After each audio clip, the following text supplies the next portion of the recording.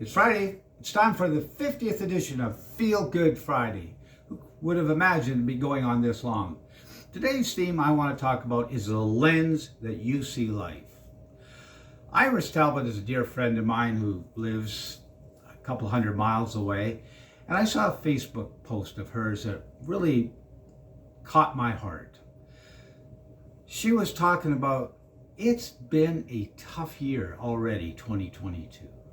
We in Alberta went through the bitterest cold perhaps ever experienced here. Her husband has been sick just about every day since November. She's had a friend that's had a stroke, and on and on and on. And she said, for 2022, I can't ignore that, but I am going to make my mantra for this year to be, I choose joy. She is going to choose joy to get through the year. She decided that she'd take a look and see the beautiful, beautiful flowers and what they meant to her and how much joy it gave her. She's going to take a look outside and see these 8 fat prairie chickens, as she called it, and going to get joy out of that. I was impressed. And then I thought, what can I parallel this to? And last week I had to come up with a speech instantaneously.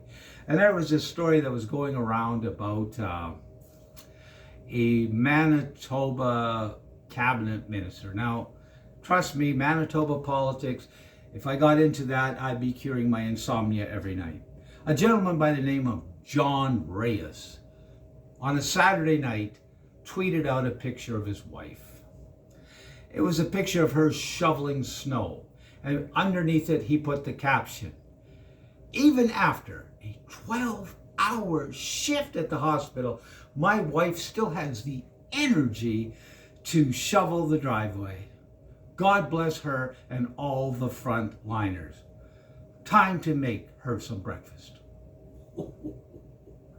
The media, the Twitterverse, oh, they went ballistic. Immediately, it went all over the world.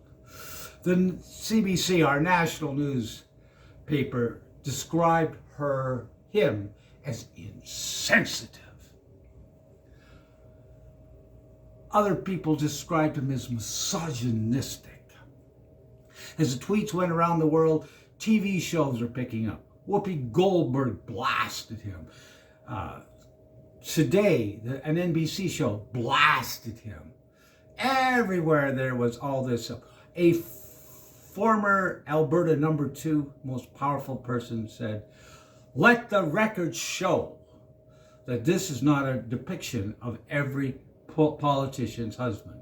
Yes, Thomas Lukaszuk wanted to make sure that he was morally superior to this person in every way, shape, or form. One person said that this was indicative of the entire Manitoba government and all that they stood for. But you know the thing that was interesting? All these people were seeing this from their lens. As a media, this is a sensational story. We can get some printing out of it. Or we can spread it all viral. We can get a political attack. Or we can build ourselves up. That was the lens they were seeing it. But nobody asked the wife what lens she saw it. 4 days later, she finally had enough. She went out there on the media and she gave him a blast. How dare you say my husband is insensitive or misogynist? He's one of the sweetest persons in the world. At our house, we roll a little bit differently. He does a lot of cooking and cleaning, and I sometimes do the sidewalks. This night, I had just finished a shift. I had an N95 mask on all day. I appreciated the fresh air. I needed a little bit of exercise to unwind. This was a case of self-love, and nobody took the lens to see what her perspective was.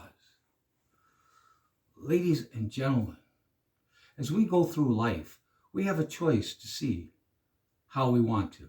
We could be like these politicians or newspaper people, find something negative, focus on it, do something to sell more advertising, or maybe even think that maybe there's more to the story than presents itself. Ladies and gentlemen, this could be a challenging year for me. As you know, my wife is fighting cancer and we've had to go to a new treatment. It gets a little bit nervous. We're running out of treatments, but I choose hope. I hope that it works. I hope that Iris gets joy in this world. Ladies and gentlemen, let's see the world from a positive perspective and make sure you have a great week.